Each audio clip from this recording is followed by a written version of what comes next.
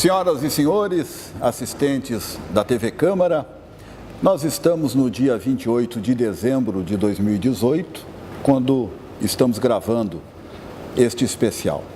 Portanto, um bom dia e uma boa data para se fazer uma retrospectiva de ano, para se fazer uma avaliação de ano. Nós estamos aqui com o prefeito Divaldo Lara e a ideia é justamente fazer isso, avaliar 2018, mas, sobretudo, avaliar a primeira metade do mandato. Em 2018 se completa 2 anos de governo, ou seja, o prefeito entra na segunda metade do seu mandato, já enxergando daqui a 2 anos uma eleição, onde terá que decidir por concorrer novamente, por ter um novo candidato e assim por diante. Mas isso é futuro. O momento agora é da gente saber como foram esses 2 primeiros anos de mandato à frente do Poder Executivo. Prefeito, o que ainda não deu para fazer ou ainda não conseguiu nestes primeiros 2 anos de mandato? Podemos começar por aí? Podemos, sim. Primeiro, agradecer a oportunidade de conversar contigo novamente, te reencontrar para um bate-papo sobre a nossa cidade, sobre a gestão pública do nosso município, os acontecimentos do município de Bagé e conversar com os telespectadores também da TV Câmara, esse canal tão comunicativo, tão democrático e que leva tanta informação de boa qualidade sobre a política, a gestão e os acontecimentos da cidade de Bagé. É um prazer, é uma honra poder te receber aqui no gabinete da Prefeitura e nós falarmos sobre a cidade de Bagé, os seus principais acontecimentos, fatos e como pensa o governo no seu planejamento para os próximos 2 anos. Enfim, o governo ele é feito de muitas ações. O governo não se resume apenas a uma atividade. O governo ele trabalha buscando soluções para diversas áreas. É assim na educação, é assim na saúde, é assim na infraestrutura, é assim no turismo, na cultura, no meio ambiente. E tudo mais ou menos ao mesmo tempo. Ruas, estradas, é tudo integrado e com acontecimentos diários. Assistência social, habitação, idoso, jovem, enfim. Um governo é feito dessa complexidade dos acontecimentos e do cotidiano, do dia a dia do seu povo, que também tem seus anseios e expectativas. É com base nisso que é possível dizer que, por mais que um governo seja realizador, executor e que atinja as suas metas, ele sempre terá o que fazer. Seja ele o governo que for, seja ele de Bagé, seja ele do Estado, seja ele uma prefeitura, uma cidade de qualquer país, de qualquer mundo, sempre há desafios pela frente. E assim está sendo conosco, nesse momento que nós fechamos os 2 anos e que temos um saldo positivo, uma avaliação muito positiva do que foi feito. Sem, lógico, tirar o olho daquilo que é meta, daquilo que o governo busca como solução de problemas antigos, históricos, ou que porventura são problemas do dia a dia, do cotidiano da cidade. O que o senhor entende que ainda não deu para fazer ou não conseguiu fazer nesses 2 primeiros anos de governo? Então, nós tivemos, Batista, vários avanços, né? O que eu vejo ainda e me deixa descontente, por exemplo, é a questão da limpeza urbana. Nós não atingimos ainda um patamar adequado na limpeza urbana, tanto por parte da operacional da prefeitura e do seu déficit em equipamentos, em mão de obra, né, em investimentos para essa área também, e também na parte educacional. Há um comportamento da população que ainda não é um comportamento aceitável, né? Existem pessoas que jogam lixo na rua, pessoas que quebram o canteiro, que riscam o prédio, que quebram uma placa de trânsito. Existe comportamento. Gente, por exemplo, que não limpa a sua calçada, sendo que a calçada pertence ao proprietário, né? E a cidade pertence a todos nós. A limpeza urbana, é, sem dúvida nenhuma, um dos itens que eu vejo que Bagé tem margem para evoluir mais, tem margem para corrigir, e é um dos pontos que realmente assim, me chama mais a atenção nisso. Junto com isso, a questão da infraestrutura, tanto no perímetro urbano como na área rural, né? Nós carecemos de melhores ruas, nós ainda temos um déficit de uma estrutura de infraestrutura urbana, até meio redundante, mas nos falta infraestrutura urbana e na área rural, né? Nos falta equipamentos e ainda nos faltam maiores investimentos para dar tanto para o cidadão urbano como o cidadão que usa o perímetro rural uma condição melhor, tanto de deslocamento como de qualidade, né, desse deslocamento para quem mora e para quem produz na área rural e principalmente para quem mora e produz também na área urbana. Eu pedi uma sugestão de pauta, digamos assim, ou uma listagem do que se poderia chamar de realizações do governo, e recebi aqui 4 folhas de pontos da administração que são relevantes. E realmente, lendo isto aqui, se passa por 1.164 novas residências, casa de hospedagem em Porto Alegre, asfalto novo, comércio e emprego, uma série de realizações, novo reservatório de água, barragem da Arvorezinha, que é um nascimento que Bagé está à espera mais de 10 anos? Muito mais. Muito mais, né? E aí até chegar em outros tantos assuntos, mas é uma extensa lista de temas. Claro que aqui tem coisas boas, claro que tem acontecimentos que não foram positivos para o governo também, mas eu acho que podemos começar pelas coisas boas. As principais coisas que o senhor destacaria que conseguiu fazer nessa primeira metade de governo. Então, quando nós assumimos a prefeitura, o grande desafio era assumir o governo e governar logo em seguida. Porque um governo novo, ele patina muito, né? Ele tende a ficar muito preso nas questões iniciais do governo, pegar os fluxos, absorver as rotinas, os novos diretores, secretários, conhecer o ordenamento, conhecer os contratos, as suas complexidades. É isso. E isso consome muito tempo de qualquer novo governo. Leva meses. Meses. Nós conseguimos entrar com uma boa velocidade.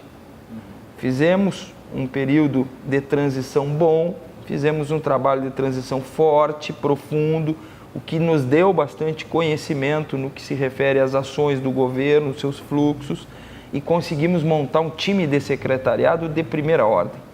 O time de secretários, a equipe de governo é muito competente, é muito qualificada, e a prova disso estão nos números e nessas realizações que algumas tu já citou, e são muitas. Muitas áreas do município tiveram evolução e progresso. E aquilo que eu dizia mais cedo, aqui na posse do presidente da Câmara, eu dizia que o município de Bagé é um município que progrediu e evoluiu muito nesses 2 anos. E nós vamos falar sobre isso, mas que tem as suas carências e tem as suas necessidades. Não é uma cidade que não tenha deficiências, não é uma cidade que não tenha problemas, não é um governo que realizou tudo, não, muito pelo contrário, há muito que ser feito, mas com a certeza que o caminho e o planejamento está correto. Então isso se dá inicialmente num formato de gestão. Nós optamos por fazer um formato, e falamos pouco nisso, um formato de gestão enxuto. Não se fez um governo com 19 secretarias, se fez um governo com 12 secretarias. Houve uma redução desde o fim do gabinete da primeira-dama a muitas outras secretarias que foram extintas e foram aglutinadas a pastas com particularidades, né? Levamos a habitação para próximo da assistência social, o idoso para dentro da assistência social, e funcionaram bem, deram bons resultados assim. Não houve prejuízo à política pública reduzindo essa estrutura administrativa. Esse aqui é inclusive um bom conselho que se dá para quem começa a montar um governo novo. Quanto mais amplo ele é, menos controle você tem. Você precisa de um governo mais enxuto, com peças bem posicionadas e um monitoramento maior. Então, o governo começa assim, né, com uma redução de cargos, redução desse número de secretários, né, e nós priorizamos o planejamento inicial do governo, que era recuperar contratos. Ou seja, dinheiro há muito tempo que já estava na conta do município, ou recursos que porventura estavam na conta do Ministério, da Caixa, e que não eram utilizados. Ou que por falta de projeto, ou porque por falta de fiscalização, de contrapartida, enfim, são vários os motivos. Houve até algumas perdas de verba. Muitas, do governo passado, muitas, se perdeu muito. Só no Samomani lá, nós tivemos uma perda de recursos de mais de 150 mil reais do governo passado. E eu tive que refazer todo o Samomani com 150 mil, com 100 mil reais dos cofres do município. Poderia ter utilizado o recurso que veio para isso. Mas, quando chegou a nossa gestão, já não tinha mais o dinheiro, já tinha sido devolvido. Isso atrapalhou muito o Bagé. Mas nós fomos buscando os contratos. E a gestão de projetos é uma das coisas que foi estabelecida como meta dentro do governo. Nós montamos uma secretaria, juntamos todos os engenheiros, todos os arquitetos, montamos a inteligência do governo no que se refere a planejamento e gestão de projetos do município. Aproximamos o setor de convênios para o mesmo lugar, trouxemos o setor de prestação de contas para o mesmo ambiente, juntamos isso com a decisão política que é tomada aqui no segundo andar no gabinete do prefeito. Essa proximidade desses elementos nos deu um fluxo de trabalho melhor e um resultado que nós vamos poder falar neles agora aqui, que são as obras. Trazer um gestor de captação de recursos também foi uma acertada do governo. Nós, quando buscamos esse profissional, João, nós posicionamos alguém que ficasse atento no relacionamento e na busca de recursos com Brasília, com o governo do Estado, e isso surtiu efeito na captação de recursos e na recuperação de outros tantos. E tem que ser uma pessoa que tenha o conhecimento dos canais, de como funciona e quem decide em Brasília, Exatamente. Que é um organismo muito complexo. Né? Muito. As relações elas se dão através de projetos e, lógico, das afinidades. É importante que se tenha essa influência com Brasília. Por exemplo, a meta do governo agora, para esse segundo ano, é a abertura do escritório em Brasília. Nós queremos ter uma posição de Bagé permanente em Brasília para estreitar esse relacionamento ainda mais com os agentes políticos e os agentes de governo, do atual governo de Jair Bolsonaro. Nós temos pessoas dentro desse governo que são da relação com Bagé. Nós temos o vice-governador que é da relação com Bagé. E nós temos o próprio presidente que sabe da história desse município, da importância que ele tem, dos acontecimentos que envolvem a política local, principalmente o que aconteceu no início do ano com relação às caravanas do ex-presidente Lula, que teve repercussão a nível nacional, sendo Bagé um dos municípios que criou uma posição firme no que se refere à politicagem, né, dos acontecimentos dentro de uma universidade federal com a vinda de uma caravana numa pré-campanha eleitoral. Isso marcou. Então, são acontecimentos que elevam a credibilidade do município nesse momento com um governo constituído para o futuro do Brasil, que é o governo de Jair Bolsonaro. Eu quero lhe perguntar sobre a relação com Bolsonaro, mas antes eu não quero deixar passar um assunto que o senhor citou. Fez parte da sua campanha a questão da redução do número de secretarias, que foi algo cumprido realmente, né? Houve a redução na realidade. Mas uma das críticas que se ouve muito, e tem alguns grupos de Facebook, de WhatsApp e tal, que se ocupam em criticar o governo, em ser oposição ao governo, que se queixam ou relatam que a quantidade de CCs no seu governo é uma coisa extraordinária. Então eu gostaria que o senhor comentasse essa questão da quantidade de CCs, que se diz que é muito alta. Certo.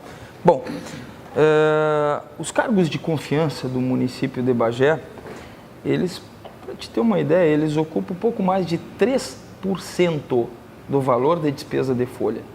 Estou falando em 3%. Da folha. Da folha. Ele é mínimo. Ele é a menor despesa que se tem.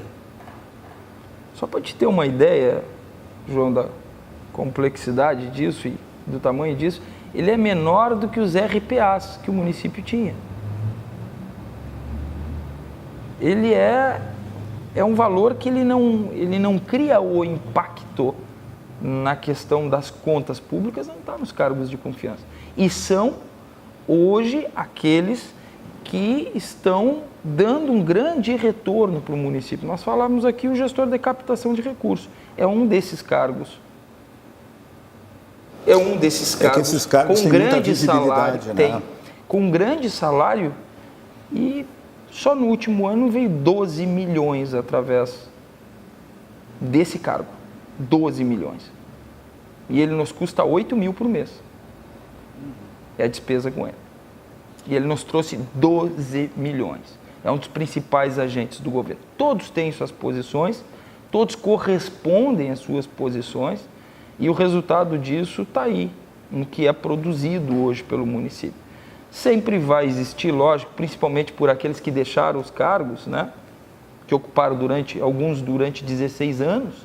E veja bem, 16 anos ficaram, né? A reclamação, mas agora está o fulano, está o Beltrano, está isso, está aquilo. Isso faz parte, é do jogo, né? E a gente tem que saber absorver isso. Mas, em números, a despesa com CCs, ela bate na casa de 3%, está entre as menores despesas da máquina pública hoje. Governo Jair Bolsonaro, o senhor fez alguns gestos de apoio e de aproximação com a candidatura Bolsonaro, que felizmente para Bagé deu muito certo, ou seja, ele se elegeu.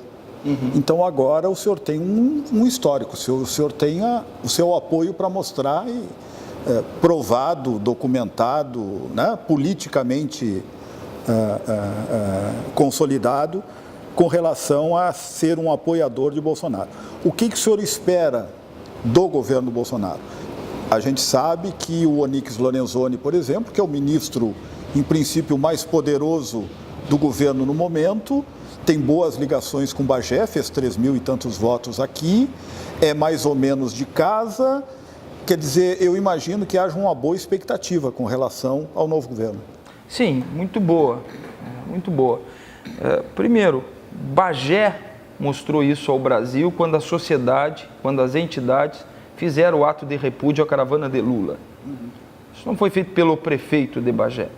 Isso foi feito pela sociedade, pelas entidades que foram lá e fizeram, né, esse ato de repúdio. O prefeito tem posição. Eu, como cidadão, como prefeito, tenho posição. Nunca me esquivei da minha posição. Nunca. Sou prefeito de todos os bagenses, inclusive daqueles que não votaram em mim. Sou prefeito daqueles que têm partido e daqueles que não têm partido. Vejo a política pública como para todos, não como interesse público de uns ou políticos de uns. Não, a política tem que ser para todos. Agora, na hora de tomar posição política, eu tenho lado. Eu tenho posição e todos me respeitam porque sabem disso, João. A relação com o governo eleito do estado do Rio Grande do Sul é ótima.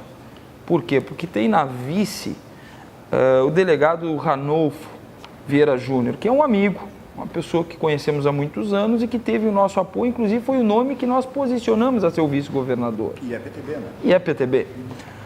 Junto com ele tem o Eduardo Leite, que é o novo governador, que tem uma relação estreita com a nossa região, por ser da região, né? E estreita também conosco, com a nossa família, com os bagenses, é uma pessoa da nossa relação. Então nós queremos fazer com que esse fluxo com o governo do estado renda para Bagé frutos bons, rendam para as pessoas de Bagé frutos bons, que a política do estado seja com um olhar mais generoso para o município de Bagé e a região da campanha. Essa é a nossa expectativa. Com relação ao governo federal, claro que sim, nós temos lá o Onyx, que é um amigo de muitos anos, que é o principal ministro hoje do governo Bolsonaro, que já deixou claro que Bagé é a cidade que contempla uma das 4 principais metas do governo federal para o Rio Grande do Sul. Ou seja, das 4 principais obras do Rio Grande do Sul, uma delas é a de Bagé, que é a da barragem. E, portanto, o dinheiro está assegurado, está garantido. o que nós estamos fazendo hoje, o senhor e a senhora que está acompanhando nesse momento essa entrevista, é tentando fechar a prestação de contas do dinheiro que o PT usou lá atrás. Eu só não licitei essa obra ainda, João, porque eu estou tentando fechar a prestação de contas das 4 medições. Relatório que já veio, dinheiro que veio e que não se acha os papéis para fazer a devida comprovação. Uma parte tem, uma parte não tem, sumiu. E nós estamos nesse imbróglio, tentando desenredar isso. O restante para a barragem, nós já fizemos. Atualizamos um projeto executivo com 5.000 itens. Fizemos um laudo de tudo que lá foi entregue embargado. Tudo que foi entregue lá foi feito um laudo com CREA, com Cientec, 2 entidades que nós temos que agradecer, que ajudaram muito o Bagé nisso. Todo esse trabalho foi feito e realizado. Agora é retomar a obra. Para isso, 2 etapas nos restam. Uma, o ambiental, que está em andamento, e outra, a prestação de contas, que nós estamos tentando fechar. Com isso, nós conseguimos tocar essa obra que está elencada pelo ministro Onyx como uma das principais obras do governo federal para o Rio Grande do Sul. A relação com o vice-presidente também é muito boa. É uma relação de um homem que serviu a cidade, que teve, né, aqui, seu pai serviu aqui, tem amizades no município, e nós queremos, lógico, que possa olhar a Bagé de forma diferente, estender a mão, já que o governo federal ajudou tanto o Nordeste, já que o governo federal estendeu tanto a mão ao Nordeste, que agora possa cuidar um pouco do Sul, né, desse estado e dessa região que tanto contribuiu com a história desse país e que tanto contribui com a economia desse país. Região de produtores, de homens e mulheres trabalhadores. Então nós queremos sim, temos uma bancada gaúcha com grande relacionamento conosco aqui, deputado Afonso, vários deputados, senador Reis, vários deputados hoje têm um relacionamento estreito com o Bagé, ou seja, não é de um partido. A Bagé pertence a todos aqueles que querem colaborar e ajudar a sua cidade. Esse potencial político, nós queremos tomar proveito para fazer um segundo tempo de mandato agora, com mais obras, com mais ações, com mais recursos para a nossa cidade. E acrescentando ainda, Luiz Augusto Lara vai ser o presidente da Assembleia Legislativa do Estado, isso é uma coisa já definida. Embora não, ele, como presidente da Assembleia ou como deputado estadual, ele não consiga fazer coisas muito objetivas no sentido de ajudar, né? Mas ter um bagense como presidente da Assembleia, de alguma maneira, ajuda. Ajuda muito, ajuda muito. Não ajuda fazer mágica, porque mágica não existe, né, na gestão pública. O que existe é muito trabalho, são acontecimentos baseados em muito trabalho. Por exemplo, tem empresas prospectando o estado do Rio Grande do Sul. Tem empresas que estão prospectando o estado. Com o presidente da Assembleia e governador da região, nós temos facilidade para trazer empresas para cá. Inclusive, isso foi um dos grandes acontecimentos desses últimos 2 anos. Como cidadão de Bagé e muitos outros, já devem ter sentido a diferença nisso. Quantas empresas se instalando no município? Mas nós temos com Americanas para abrir as portas daqui a poucos dias. Postos, sim. Nós temos Marisa para abrir. Tem uma prospecção da Avan, né? Uma possibilidade. A Avan é uma delas, aqui tu acabou abrindo. A Avan é uma das empresas que nós queremos, com o relacionamento do Lara como presidente da Assembleia, eu, Eduardo, como secretário, como governador do estado, trazer uma das próximas unidades da Avan para cá, para essa região. É uma das empresas que nós prospectamos e que já estamos em contato. Ao total já somos 17 empresas. E o resultado disso tu vê no CAGED. É a primeira vez que Bagé, por exemplo, vem se candiota na área da construção civil depois de muitos anos. Nós empregamos mais trabalhadores na construção civil. O CAGED é o registro de Cadastro Geral de Empregados e Desempregados do Brasil, que é onde faz o balanço da geração de emprego, né, e de desempregados no país. É a grande referência que nós temos. Nós invertemos um ciclo que era de demissões na área do comércio, né, na área dos lojistas do município. Esse ciclo virou. Hoje nós estamos abrindo carteiras nessas áreas. Hoje nós estamos vencendo o desemprego depois de muitos anos. Em 2 anos que foram difíceis, sim, mas que se pegar os dados de 2017 e 2018 de Bagé, eles são surpreendentes. Bom, prova disso é o que eu falei agora na questão da construção civil, que se venceu Candiota, que por natureza sempre venceu Bagé na área da construção civil em função das suas usinas. Sempre venceu. E nós empregamos mais trabalhadores do que Candiota nesse último período. Então isso é resultado do quê? De trabalho, de articulação, de alinhamento, né, com aqueles que querem empreender e desenvolver no município. Nos próximos dias a cidade está abrindo a sua Casa do Empreendedor com o Alvará Fácil, que é uma produção direcionada aos empreendedores pequenos, micro, médios, grandes empreendedores do município, que vão poder contar com essa unidade da Casa do Empreendedor, que vai dar o suporte para agilizar a questão burocrática da abertura das empresas, né, de tirar seus alvarás, de fazer os seus encaminhamentos.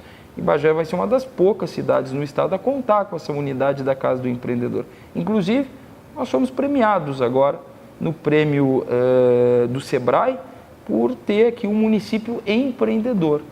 Bagé foi um dos 30 municípios escolhidos no estado do Rio Grande do Sul como município empreendedor e recebeu o prêmio Prefeito Empreendedor, porque realmente a performance ela vai nesse sentido.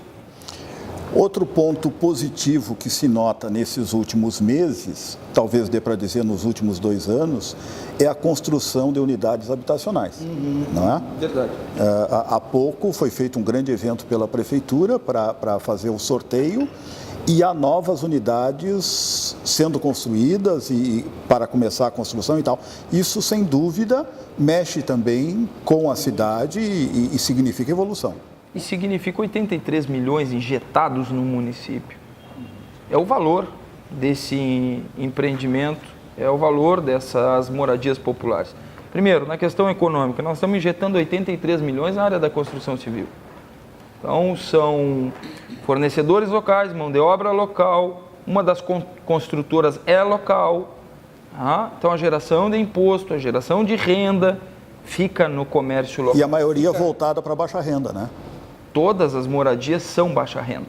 Elas vão de 0 a R$ 1.800. Todas as moradias. Nós estamos construindo de uma vez só 1.164 moradias populares. É o maior programa habitacional em andamento no estado do Rio Grande do Sul. Veja bem, João, eu estou falando o maior programa em andamento no estado é aqui, realizado no nosso município. Estão sendo feitos 4 loteamentos ao mesmo tempo. É Ulha Negra inteira. Eu uso isso para poder dar para as pessoas a dimensão do que está sendo feito. Ulha Negra tem 1.200 moradias populares. Nós estamos fazendo tudo de uma vez só o que tem Ulha Negra. Pelo tamanho disso e pela complexidade da obra. É uma obra que envolve 2 áreas distintas no município, uma na zona norte, outra na zona leste da cidade, 564 casas na zona leste e 600 apartamentos na zona norte. Isso são pessoas, agora no aspecto social, pessoas que estão saindo da beira do arroio, pessoas que estão saindo do aluguel, pessoas que estão saindo do fundo do pátio do pai, da mãe, do sogro, da sogra, e indo para o seu sonho, e indo para o seu lar, indo para a sua emancipação. E é o primeiro sorteio que aconteceu, João, que não virou caso de polícia. Porque todos os outros devem recordar disso, um homem que acompanha muito. Belas confusões. Sempre tiveram confusões. No nosso, não. Foi casa para quem precisava, sem confusão, apenas elogios, porque a postura foi de transparência, de efetividade e direcionado aos critérios da Caixa. Não houve favorecimento. A postura foi a postura adequada do Poder Executivo no que se refere ao sorteio desses imóveis. E o sucesso está aí. Agora nós vamos para a segunda etapa, que é o sorteio dos 600 apartamentos da zona norte do nosso município, uma grande conquista do nosso governo, uma grande conquista de todos os bagienses. E com isso nós reduzimos o déficit habitacional da cidade, colocamos lá embaixo, João, lá embaixo. Sim. Bagé tem uma característica, eu vou dividir uma coisa contigo aqui com os telespectadores. 1 a cada 3 casas que tem em Bagé é de família miserável.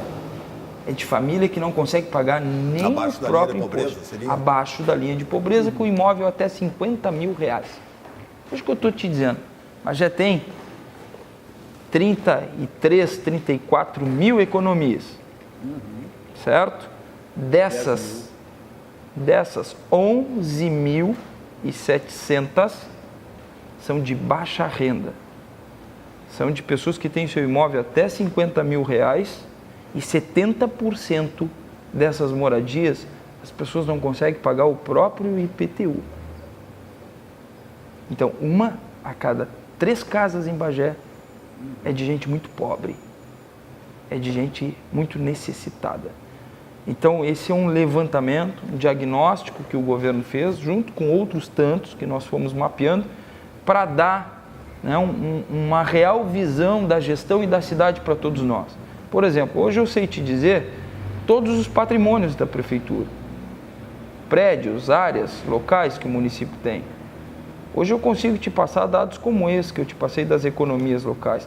Hoje nós temos um cadastro de informações, nós temos um banco de informações que permite ao município tomar ações e estratégias para poder elevar o seu crescimento e traçar ações que levem o seu desenvolvimento.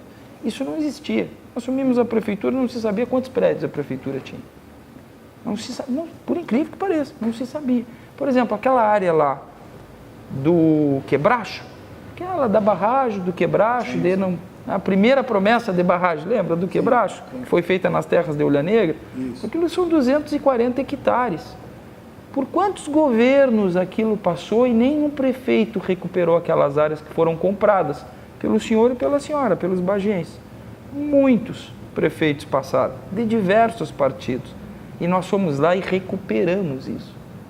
Recuperamos. Essa área está escriturada no município de Bagé agora. Será vendida e transformada em recursos que vão pagar dívidas previdenciárias do município. Mas área matriculada, recuperada e que pertence ao nosso cadastro de imóveis. Nós fizemos o censo dos funcionários, João. Isso permitiu enxergar por dentro o que nós temos, aonde estão, o que estão fazendo e principalmente qual é a nossa maior deficiência em termos de quadro funcional. Hoje nós sabemos dizer isso. A prefeitura não tem condições de fazer um concurso, mas se fosse fazer um concurso, não seria eu acho que falta tal vaga, eu acho que falta tal coisa, bota aí tal vaga. Não, nós saberíamos dizer para a educação faltam tantos, para serviços gerais faltam tantos, para pedreiro faltam tantos, para fiscal de tributos faltam tantos. Isso não se tinha no município. Era uma coisa assim, abria-se concurso para empregar os amigos, ou os conhecidos, ou as pessoas da relação, ou abrir uma vaga porque lá o fulano pediu para abrir uma vaga. Hoje nós sabemos dizer exatamente onde está o déficit no quadro funcional da prefeitura em virtude desse diagnóstico que a prefeitura fez. O senhor disse que fez um comentário de que a prefeitura hoje não tem condições de abrir um concurso e um pouquinho antes falou a respeito de IPTU. Vamos juntar as duas coisas porque IPTU foi um dos grandes assuntos deste final de ano. Acabou que o projeto não foi votado e abriu toda uma celeuma porque o grande nó era o aumento do IPTU, que seria violentíssimo, digamos assim. Bom, ao não ser aprovado esse ano, ele não vai poder vigir para 2019, perfeito? Ou seja, a prefeitura deveria estar contando ou planejando usar esse recurso, que viria de uma receita adicional da IPTU, e não vai ter. E, ao mesmo tempo, eu ouvi alguém comentar que o senhor teria dito que a falta dessa receita aumentaria em muito o problema financeiro da prefeitura. Então, eu queria lhe pedir que, primeiro, comentasse um pouco sobre esse projeto do IPTU e, segundo, as consequências da sua não aprovação para o município, para as contas do município. Certo. Então, o município é deficitário nas suas contas há muitos anos, certo? Nós baixamos um pouco esse déficit no último ano, conseguimos baixar agora um pouco, mas continua fechando no negativo. E fecha no negativo por uma série de fatores. Tá? Fecha no negativo porque a malha de serviços que a prefeitura oferece é muito grande. Só em convênios que a prefeitura tem, nós estamos falando em mais de 300 mil reais. Mês. Tá? Só em convênios. Então a prefeitura ajuda Caminho da Luz, ajuda a PAI, ajuda a Vila José Elta Gomes, ajuda Núcleo de Proteção aos Animais, enfim, né? E por aí vai. É com a prefeitura que se mantém o hospital aberto. A dependência Nesse de caso muitos é total, né? para manter esses serviços é muito grande, é total. Então todo mundo quer um pouco para poder realizar alguma coisa, alguma obra, alguma ação. Não que não seja importante, todas são muito importantes. A questão é como pagar, como manter. Tá? A prefeitura tem uma dívida somada de muitos e muitos governos que é milionária. Hoje, em termos de precatório, é o 4º município que mais deve precatório no estado do Rio Grande do Sul. 69 milhões? 65 milhões. 65 milhões atualizados, né? Eu já paguei 19, restou agora 65. Até o momento, nós somos o governo que mais pagamos precatório da história de Bagé, João. Se juntar todos os outros governos, ninguém pagou de precatório que nós já pagamos em 2 anos. Porque agora o TJ acompanha o pagamento dos precatórios e não era como antes. Antes o TJ era omisso. Não cobrava as prefeituras não pagavam. Para te ter uma ideia, o último ano do governo passado se pagou 0,4%, menos de 0,5% da receita corrente líquida. Eu estou fechando esse ano pagando 13,5% da receita corrente líquida. Se tu quer saber como é isso, em números, significa eu sustentar 2 câmaras de vereadores a mais. A Câmara, a TV Câmara, os funcionários, consome 2% da receita corrente líquida do município. Os precatórios que eu paguei esse ano, fechando esse mês, somaram a 13,5%. Juiz dos precatórios, com base na decisão do CNJ, resolveu fazer o seguinte, com toda essa geração de prefeitos, comigo, a prefeita Paula em Pelotas, com o prefeito de Rio Grande, do PT, com o prefeito de Uruguaiana, Sapucaí e outros tantos, resolveu fazer a seguinte proposta. Pois bem, tudo que os antecessores de vocês não pagaram, agora vocês dividam isso em 60 meses. Vocês têm 60 meses para pagar aquilo que não foi pago em 30 anos. É assim que foi imposto ao município. Ou seja, assim, 1 milhão e alguma coisinha por mês. 1 milhão e 100 a parcela por mês. Mas prefeito, me contextualiza, como é que era, quanto era pago antes e quanto vai ser pago agora, só para eu ver a diferença. O último pagamento de precatório do governo passado foi de 60 mil reais por mês. Agora vai para 1 milhão e 100. É isso que eu estou falando. É isso que eu estou dizendo e é isso que eu digo para ti e digo para a sociedade e falo para algumas pessoas que o maior problema que foi criado ao município de Bagé não foi o sucateamento da sua máquina, não foi o problema de fluxo da prefeitura, isso se corrige, isso se busca com trabalho, com ação, mas as dívidas pesadas que foram deixadas a esse município, elas são criminosas, elas são dívidas criminosas, como por exemplo uma dívida em dólar, que já não é essa do precatório, já é outra, porque se fosse uma dívida só ainda não teria problema, são várias dívidas. Uma dívida feita em dólar, onde o governo passado contratou a R$ 1,70 um financiamento para pagar em 20 anos, só que não fez o seguro cambial dessa moeda. Quando nós fomos pagar a parcela agora, tivemos que pagar R$ 4,17, pegou a alta do dólar desse ano, e eu pago 2 parcelas ao ano dessa dívida. Então, isso pesa, isso engessa o município, me tira recursos que eu poderia estar usando para manutenção de estradas, que eu poderia estar usando para investimento, asfaltamento da cidade, embelezamento do nosso município, que eu poderia estar investindo no município. Porque são valores isso tira. tem que ser pagos, né? Não tem saída. Não, o sequestro. Se você não paga, o tribunal vai direto na conta. Nessa questão dos precatórios, a prefeitura teve conta bloqueada, aliás, sequestro de valores, agora em dezembro. Sim, por pouco não 8 pegou, milhões. Por pouco não pegou o dinheiro da folha de dezembro, o 13º. E não pegou porque eu mandei pagar um dia antes. Por sinal, eu ouvi, alguém me disse isso. Não, ele vai pagar rápido porque está sentindo que vai ser bloqueado. Sim. Perfeito, então procedia, o zum procedia mesmo. Sim. Realmente. Funciona. Funcionou a estratégia que nós adotamos. Pelotas não conseguiu pagar salário, muitos outros municípios também não.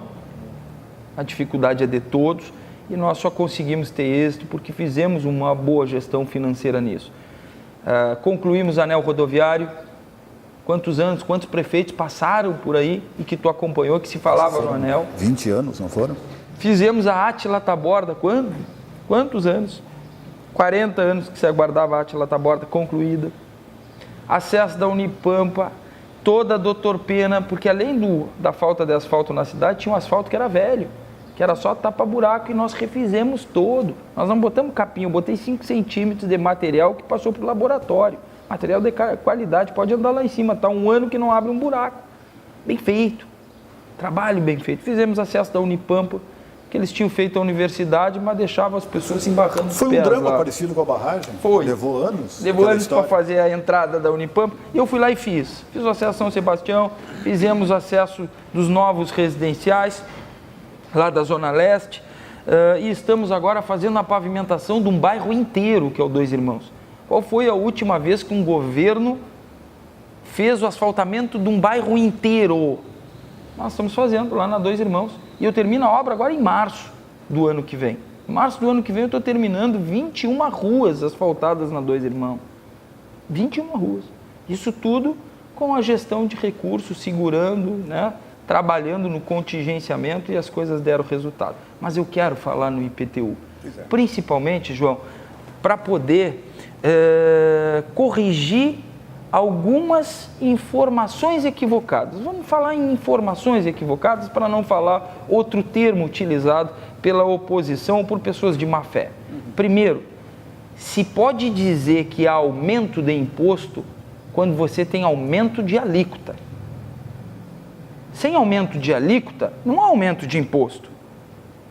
Gostaria muito que qualquer um da cidade mostrasse onde está o aumento do IPTU.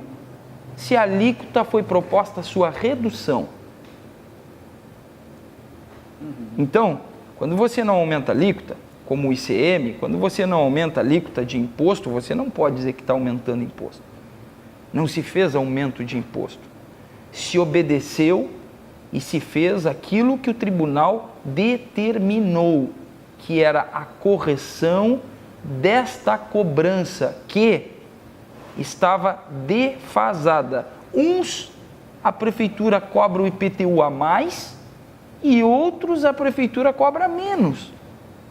E isso se dá em cima de uma planta genérica de valores, que é o que? O valor da área, o valor da terra.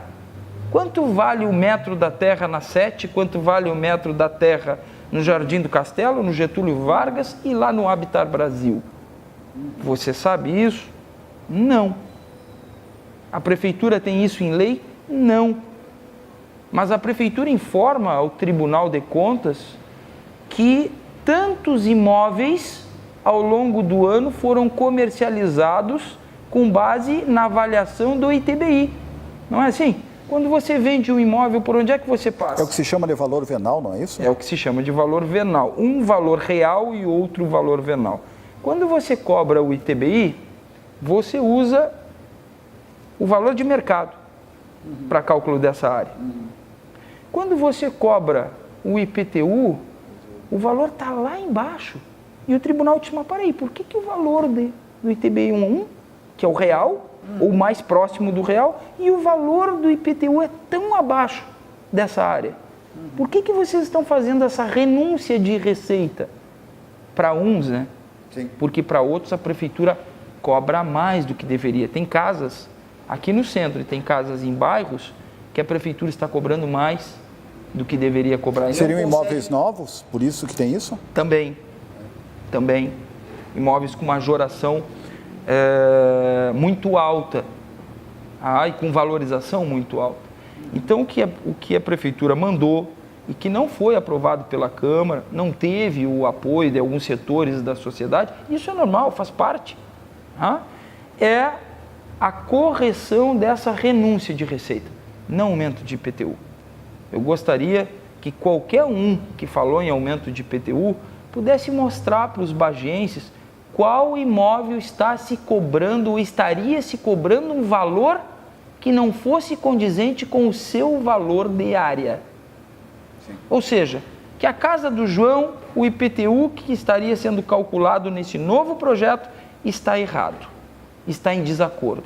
É impossível fazer isso, porque esse projeto que foi para a Câmara e foi rejeitado, ele corrigia essas distorções. Foi um trabalho de 5 anos, não feito por mim, João, pelos técnicos da Fazenda, por competentes funcionários da Fazenda que disseram, prefeito, está errado isso aqui.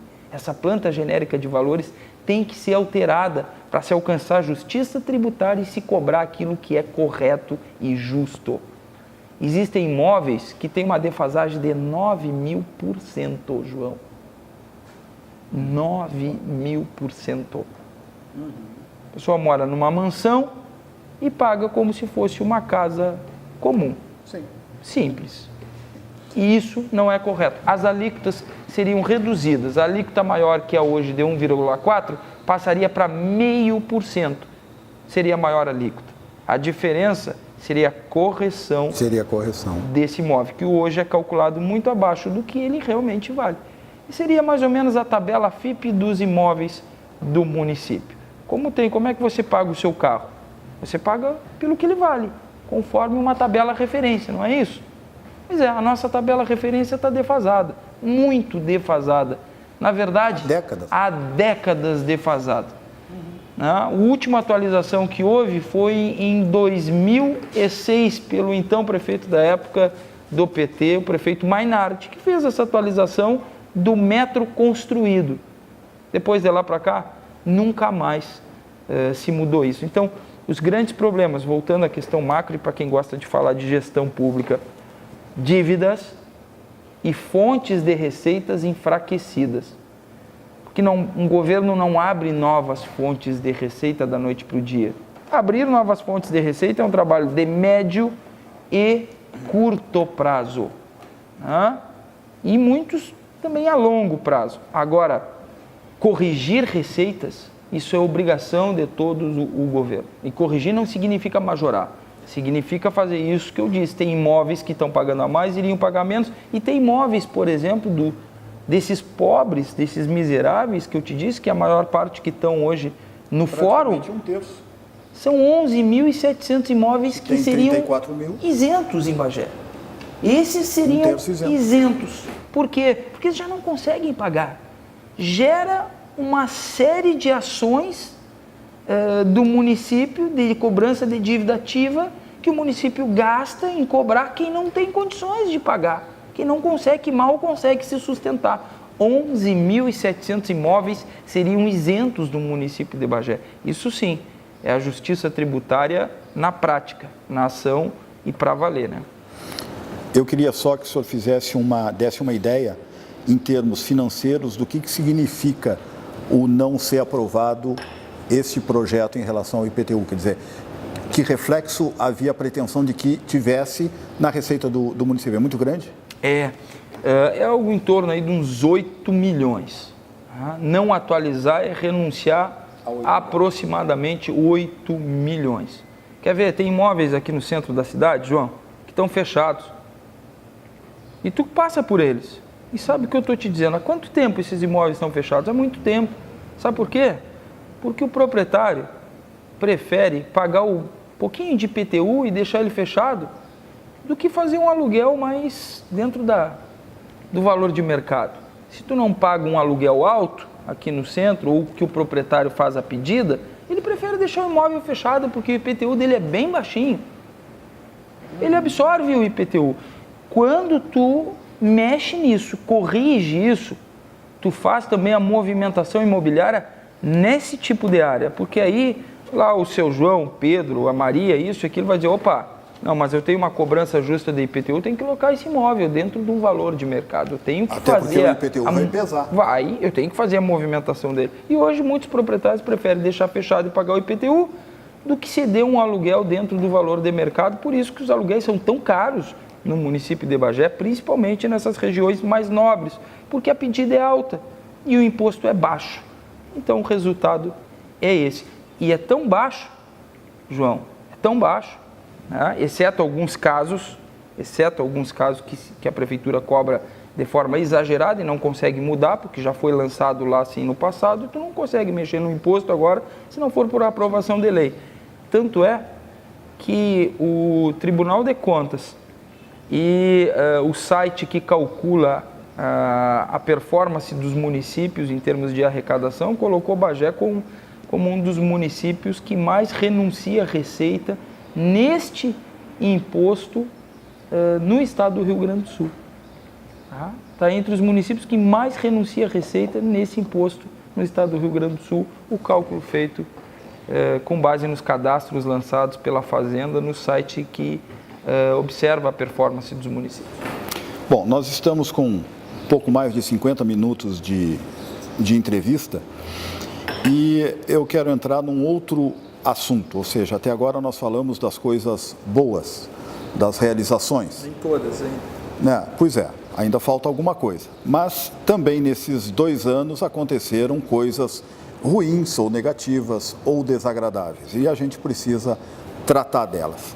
Talvez a que ganhou mais destaque e visibilidade foi a operação do GAECO, que afastou 2 secretários, revistou e confiscou documentos, celulares, até o seu, pelo que se sabe, e que está nesse momento aparentemente em fase de análise e investigação. O que o senhor espera em relação a esse assunto, que vai prosseguir em 2019, ele vai ter os desdobramentos naturais? Claro que sim.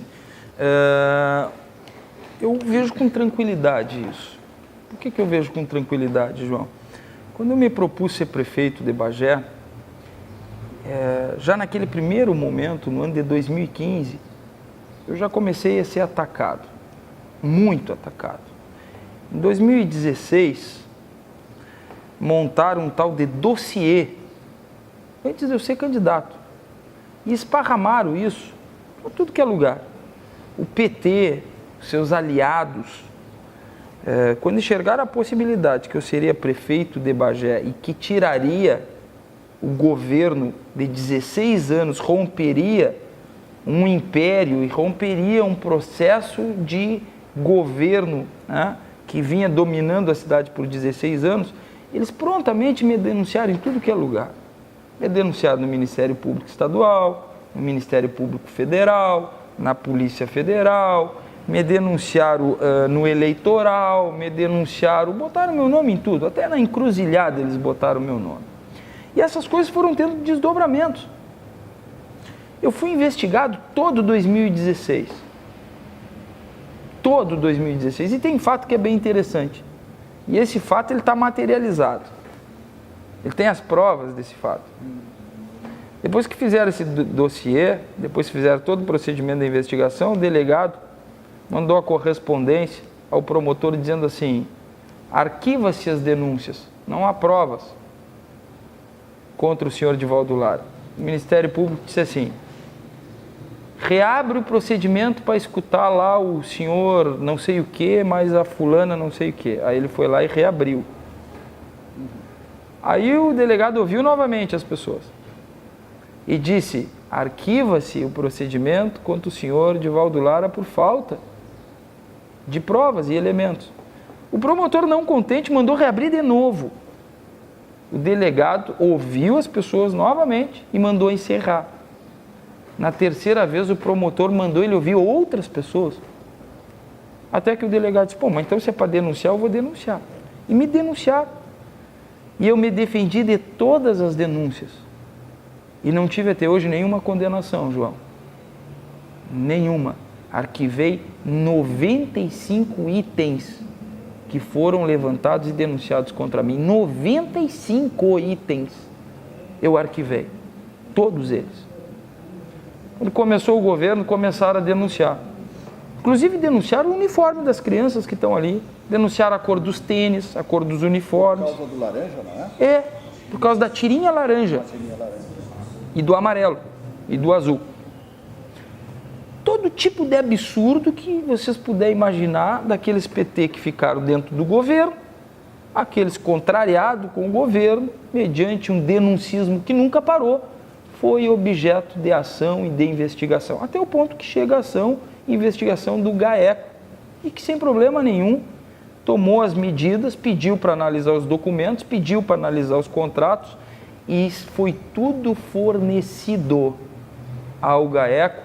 E mais do que isso, eu me prontifiquei a prestar todos os esclarecimentos e o fiz, João, todos eles, com a certeza absoluta que não pesa sob este governo nenhum tipo de ação improba, nenhum tipo.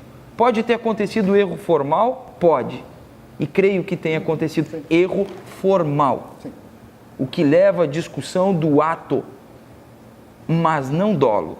Não má fé, não ação que tivesse o direcionamento para A, B ou C, como por exemplo a questão do lixo, que tanto falaram, o lixo se teve economia com o contrato do lixo. Aquele contrato, quando eu assumi, ele já não existia mais, ele já era emergencial.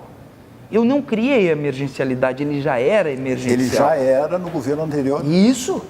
E quando eu recebi, eu não consegui licitar. E quando tentei licitar, durante 4 vezes, as empresas brigam entre si. É um mercado que é uma selva, o mercado do lixo. Quem acompanha a administração pública sabe o que eu estou dizendo. Eles dividem o território em várias partes e cada um tem o barãozinho do lixo em cada área. É uma briga de foice. E o município não conseguiu licitar. Tentou por várias vezes, não conseguiu licitar. Mas a convicção de que as denúncias que até hoje não pararam e que não irão parar, elas não engessam o governo, porque nós não deixamos de fazer obras, nós não deixamos de prestar os esclarecimentos, não deixamos de comprovar que as nossas atitudes são feitas com base nos princípios constitucionais, que são feitas com base na legalidade, que são todas elas transparentes e disponíveis para a população e para as instituições que porventura queiram fazer o seu trabalho de análise documental. Faz parte, o dinheiro é público, o dinheiro não é do prefeito, ele pertence a todos. Agora, muitas pessoas se ocupam com o denuncismo em função da questão político-partidária. Eu contraria interesses. Quando eu enfrentei o Lula aqui em Bagé, eu sabia que viria isso. Eu cheguei em casa e disse para minha esposa, tu te prepara, que agora vai vir a volta, porque vem. É assim. Isso tem pessoas assim, desse jeito em todas as instituições. Tem pessoas que pensam assim, dessa maneira, e eu prontamente estou à disposição para seguir prestando as informações que forem necessárias, para seguir colaborando com aquilo que é importante para esclarecer qualquer fato, mas sem medo de enfrentar os problemas. Quando eu abri a casa de hospedagem, João, em Porto Alegre, eu fui denunciado 5 matérias em jornal de grande circulação do Estado, 3 nas plataformas digitais, 2 no escrito, não sei quantas vezes na rádio. Me execraram em Porto Alegre, que eu estava fazendo favorecimento, dispensa de licitação, porque denúncia, porque isso, prefeito de Bagé favorecendo não sei o que, favorecendo isso. E ainda o imóvel era... O imóvel era do presidente do tribunal, porque isso não pode, porque é crime, porque é barbaridade, porque é um absurdo. Todo tipo de coisa eu fui acusado. Eu passei 1 ano com aquele imóvel servindo os bagenses, João. Eu tirei as pessoas que moravam na rua, que levavam um familiar lá para fazer tratamento de saúde, não tinham onde ficar, agora tem onde dormir, um lugar limpo, bonito, um lugar condizente com uma casa, a 900 metros do maior complexo de saúde. Eu sou o único prefeito que não deixa o seu cidadão dormindo na rua em Porto Alegre, o único. E a minha procuradoria jurídica e outras pessoas do meu governo diziam, tu tem que fechar isso, fecha. E eu disse, não vou fechar, eu vou responder as acusações, vou me defender e vou mostrar que eu fiz o certo. Saiu o resultado agora. Todas as denúncias contra mim foram arquivadas. Todas. Todas as que foram feitas em 2016, João. Todas. Todas as denúncias que fizeram contra a Casa de Passagem, todas. E eu estou dizendo e afirmando hoje para ti e para todos os telespectadores, todas as falsas denúncias que fizeram contra mim em outros episódios também serão arquivadas. Eu tenho plena convicção disso, porque os atos levam nesse sentido. Foi tudo feito dentro dos princípios legais. Ah, bom, se houve lá o erro, tinha que ter sido a licitação e foi uma tomada de preço, bom, aí que se responda pelo ato, tem a Procuradoria Jurídica do município, isso passa por diversos setores antes de pegar a minha última assinatura, que é aqui a assinatura no gabinete de prefeito. São diversos setores que passam, funcionários do quadro competente, que se optaram em fazer uma dispensa de licitação em vez de licitação é porque tinha os elementos necessários para levantar a necessidade dessa dispensa de licitação. Então, fechando essa pauta, a certeza de que isso não nos assusta, em nenhum momento nos atrapalhou, e por mais que os adversários e os inimigos tentem no judiciário, ou tentem com essas denúncias, e foram 62, só no período que fui prefeito. 62 denúncias. 62. Dessas, mais de 56 arquivadas. Não vão conseguir nos atrapalhar. Nós seguimos trabalhando forte, seguimos trabalhando com resultados, e isso não impede o município de seguir o seu planejamento de trabalho. Respeito o trabalho que é feito pelas instituições, Ministério Público e Judiciário, instituições que têm um maior respeito e admiração, né, que cumprem o seu papel de fazer a auditoria, de fazer a fiscalização e que devem continuar fazendo isso, colaborando para corrigir aquilo que é necessário corrigir, mas que essas instituições não podem servir, como eu vi agora há poucos dias, está lá a denúncia de um adversário, um inimigo político, né, meu particular, que me escolheu como inimigo, está lá levantando um monte de falsas denúncias e o Ministério Público abraçado nesse tipo de denúncia que tem uma única motivação política e partidária. Isso não pode ter, que nós façamos a análise fria e criteriosa dos fatos com base no que se tem de comprobatório e não, né, nas invenções ou na denunciação caluniosa que é feita por adversários. Ainda no departamento das coisas preocupantes ou não muito positivas, um outro assunto vem mobilizando uma parte da comunidade que tem relação com o FUNPAS, o Fundo de Aposentadoria dos Funcionários do Município. Tem havido uma preocupação grande, porque se diz que o capital do fundo está reduzido em muito, que a prefeitura não está conseguindo pagar os parcelamentos acertados e mesmo os valores mensais de recolhimento, que o fundo está a caminho da falência.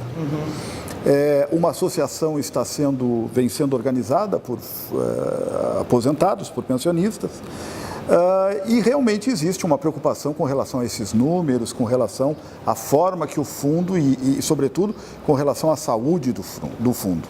Como esse é um problema que aconteça o que acontecer, vai acabar no seu colo, eu gostaria que o senhor fizesse uma avaliação disso também. No meu e no colo dos próximos gestores do município.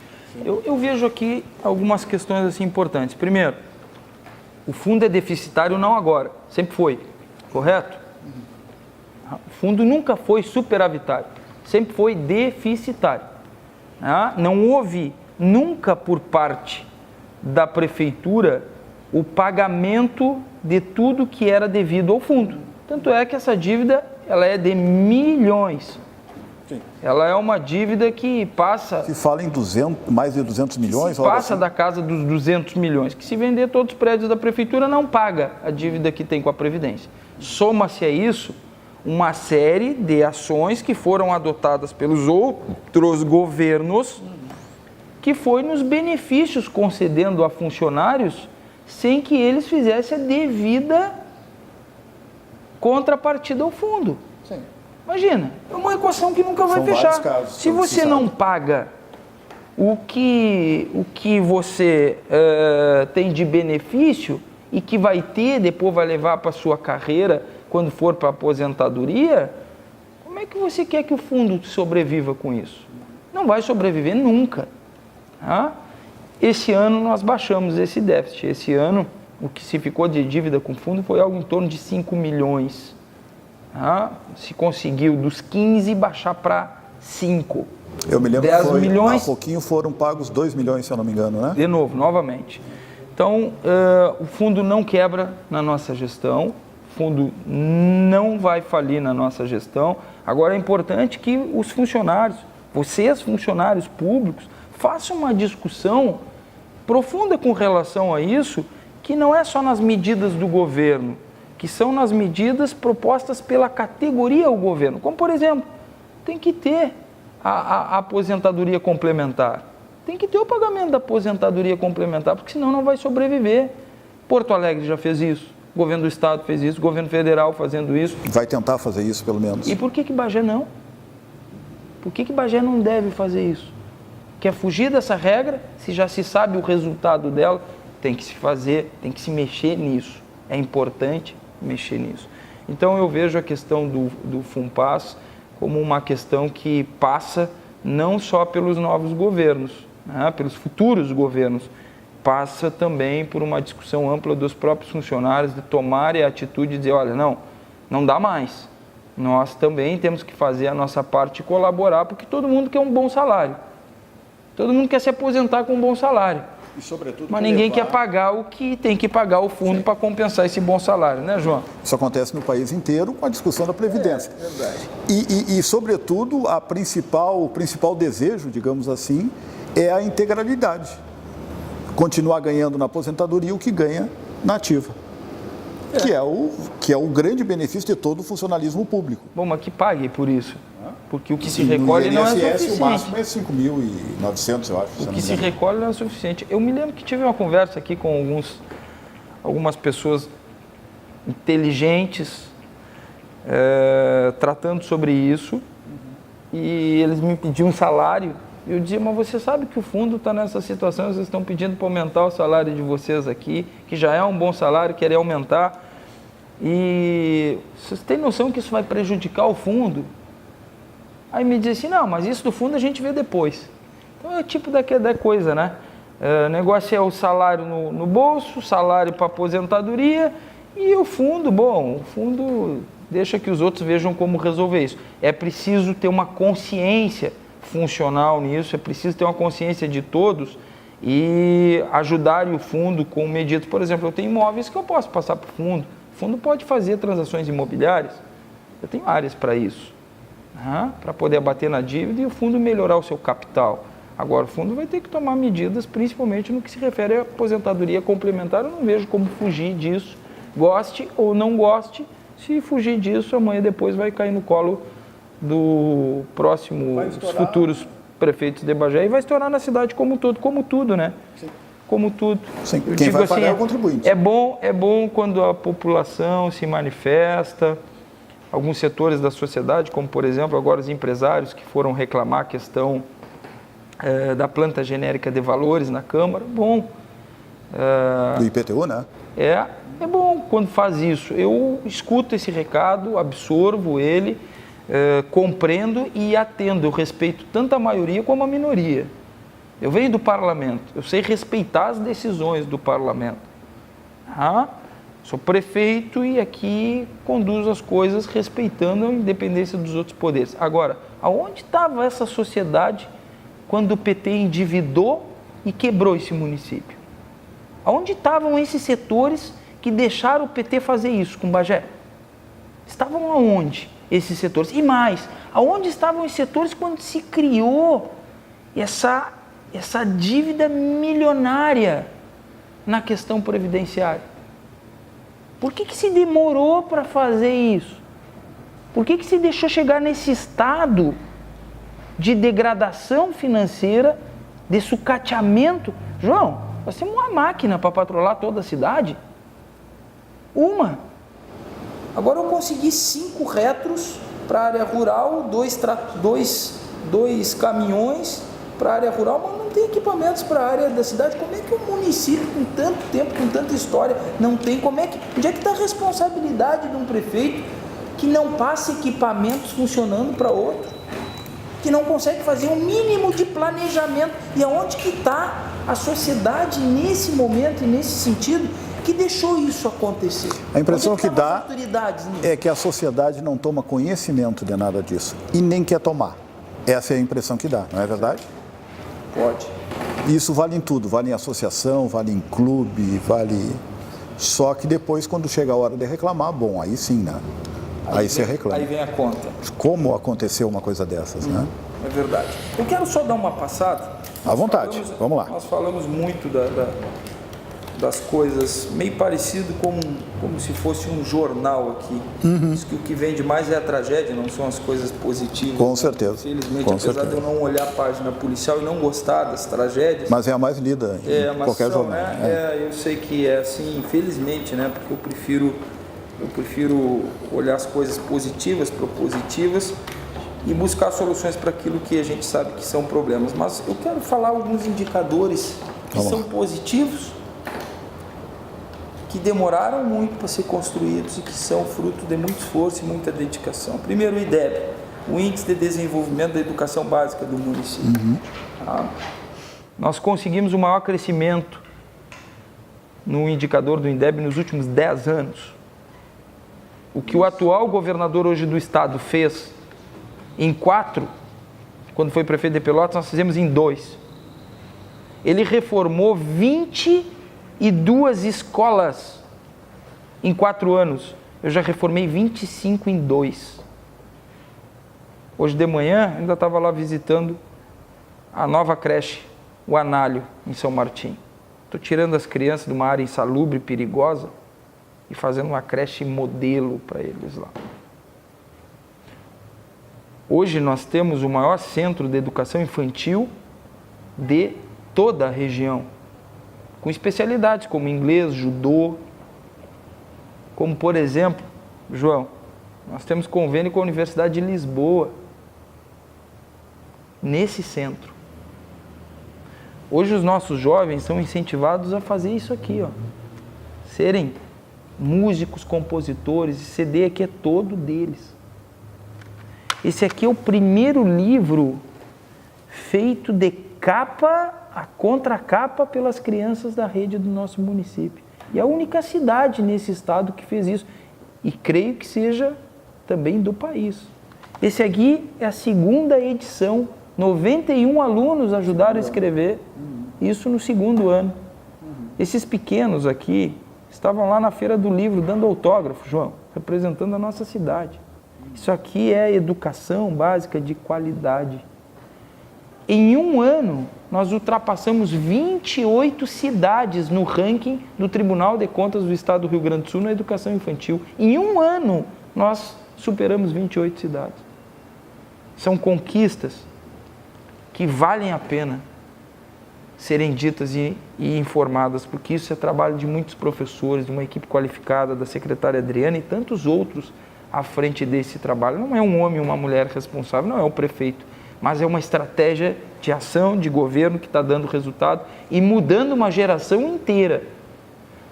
Mas a nossa saúde no município melhorou muito, João. Nós reabrimos um hospital, hoje eu tenho leito SUS para as pessoas aqui com ar-condicionado, TV a cabo, tem um tomógrafo que ficou 8 anos dentro de caixa, que já fez 10 mil consultas, 10 mil exames. Eu fiz nesse tomógrafo, tu lembra dele? O senhor passou 2 anos reclamando desse tomógrafo encaixotado como vereador, me lembro disso. Né? E tentando de várias maneiras resolver o problema, até que conseguiu. Conseguimos. E já esse tomógrafo fez 10 mil exames. Pessoas que estão tratando a sua doença, o seu câncer, a minha irmã foi salva por ele. No dia 23 para 24 do ano passado, o tomógrafo da Santa Casa estava quebrado, o tomógrafo de uma clínica particular estava fechado, já tinha saído, e o que salvou a vida da minha irmã foi esse, salvou a vida da minha irmã, salvou muitas outras vidas também. E eu me orgulho disso, que nós reabrimos esse hospital e que lá fornecemos 3.500 exames todos os meses. Me orgulho em saber que as pessoas não viajam mais em carro sucateado, são carros novos, ambulâncias novas, micro-ônibus adaptado e uma casa de hospedagem que com muita luta, que com muito sofrimento também, porque não foi fácil ser acusado como nós fomos acusados, está aberta. E eu dizia isso hoje, João. Tem lá um pai e uma mãe que não estão dormindo na rua enquanto a sua filha está em situação gravíssima, num hospital, estão lá diminuindo o seu sofrimento porque tem uma casa acolhendo elas. Ao menos isso. Empresas vindo para Bagé, os voos sendo reestabelecidos na nossa cidade a partir de 7 de fevereiro. Azul, confirmado, começa a voar na cidade de Bagé.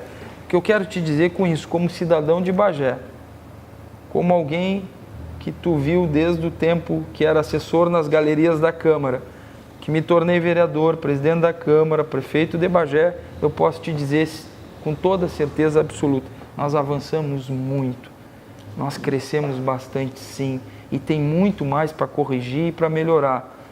Não moramos na cidade das maravilhas, não existe mágica, há problemas, mas há pessoas comprometidas em buscar soluções e trabalhar cada dia mais para que as coisas melhorem na cidade de Bagé.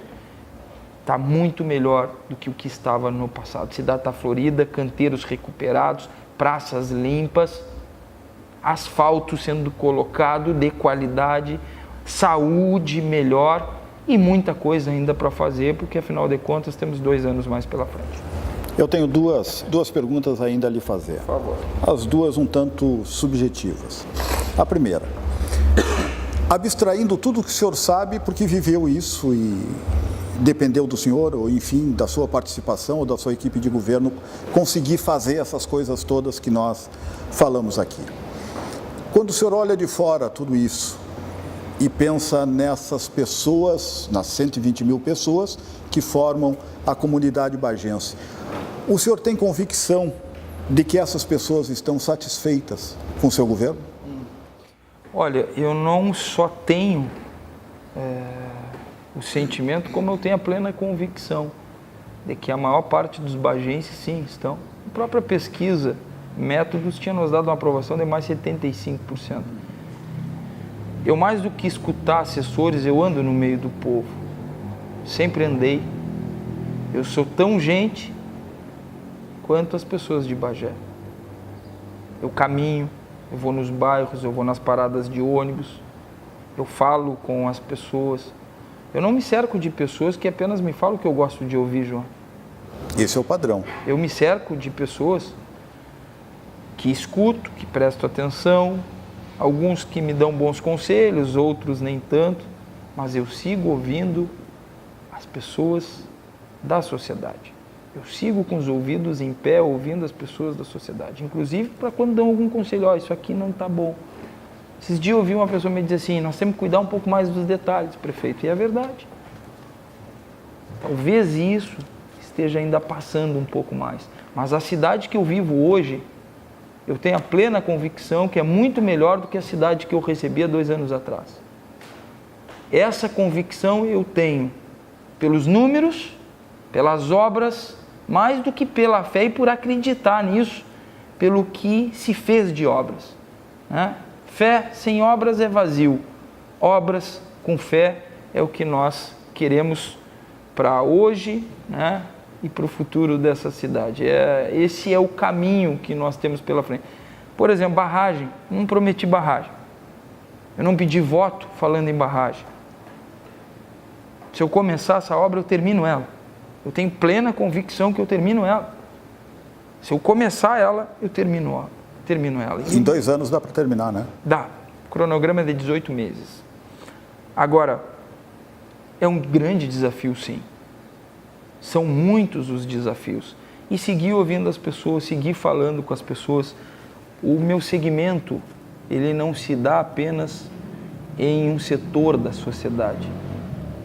A minha força sempre veio da massa, da soma de todos os setores. Eu não fui prefeito mal votado da história de Bagé por acaso. Eu estou falando da história de Bagé. Nenhum prefeito eleito ou reeleito fez próximo à votação que eu fiz. Então, não há como subestimar a força de quem vem lá daquela base. A massa, tu pode ter certeza absoluta disso. Grande massa na cidade, a grande parte da sociedade está muito contente sim, porque tem uma saúde melhor, porque está tendo moradia, expectativa de uma casa de qualidade e casa para pobre, para quem realmente precisa, porque está tendo uma boa educação para os seus filhos, porque está tendo a oportunidade de tocar no seu prefeito, de falar com o seu prefeito, coisa que não acontecia antes. coisa que não se via antes, né? Tem setores que tem que melhorar o diálogo, que tem, e isso é um desafio de todo o governo, ter a certeza que o governo precisa entender a sua sociedade, não querer que a sociedade entenda o seu governo.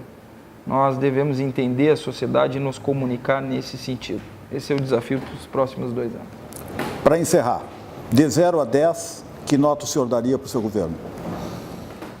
Eu daria uma nota 8 ao governo. Uma nota 8.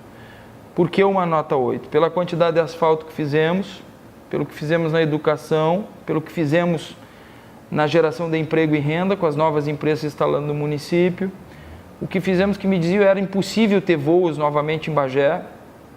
Eu fui com uma mochila nas costas para São Paulo, para Viracopos, sozinho. Eu tomei banho num banheiro daqueles do aeroporto, para falar com o dono, com o principal executivo da Azul. E lá, naquele momento, ele me disse, eu era o único prefeito do estado, ele me disse, eu vou levar para Bagé. Só pode dar notícia lá. E está aqui, 7 de fevereiro, começando os aviões cruzar essa cidade. Nós tínhamos uma cascalheira que nem licenciada ela era. Hoje nós temos 5 cascalheiras. Me faltam caminhões, me faltam máquinas, me faltam tratores, me faltam muitas coisas ainda. Mas o caminho e o planejamento está certo. E o que precisa ser corrigido será feito nos próximos anos. Então eu daria uma nota justa pelo que foi feito.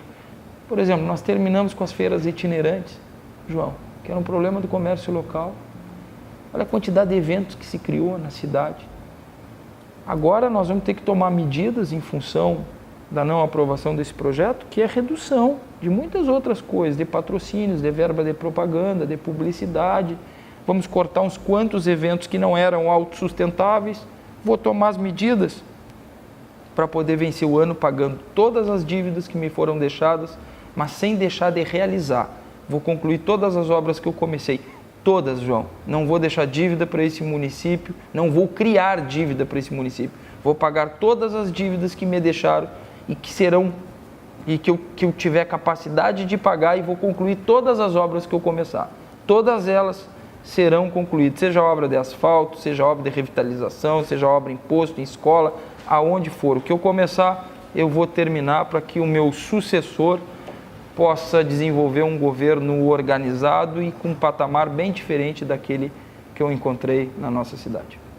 Muito bem, então, acho que podemos encerrar. Passamos pelos vários assuntos possíveis e que interessam à comunidade. Deu para perceber na fala do prefeito posicionamentos claros, informações claras, afirmações claras em relação a tudo que foi discutido. A gente agradece a sua atenção. Vamos esperar 2019, vamos esperar 2020, ver o que vai acontecer, mas antes de qualquer coisa, desejar que sejam bons anos para Bagé. Feliz Ano Novo, prefeito. Obrigado, João. Grande abraço e feliz Ano Novo a todos os telespectadores, que possamos estar juntos, trabalhando pela nossa cidade, pelo nosso município no próximo Ano Novo, que seja um ano de conquistas para a nossa cidade.